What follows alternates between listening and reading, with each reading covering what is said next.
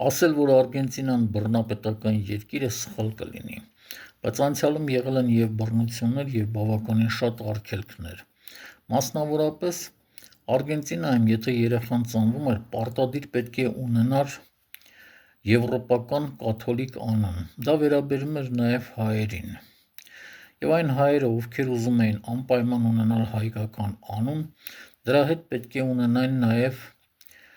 եվրոպական կաթոլիկ կամ իսպանական տարբերակը։ Օրինակ, եթե ուզում էր ունենալ Հովհաննես անունը, սկզբում դնում էին Խուան, հետո Հովհաննես։ Կամ ասենք, եթե ուզում էր ունենալ Մկրտիչ անունը, Բաուտիստա Մկրտիչ։ Կամ կարող էր նաև համարժեքը չլիներ, բայց սկզբում պետք է լիներ անպայման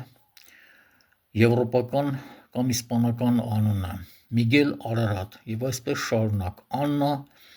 Անահիտ։ Եվ հայերից շատ-շատերը մինչև այս վերջերը 2 անուն ունեին։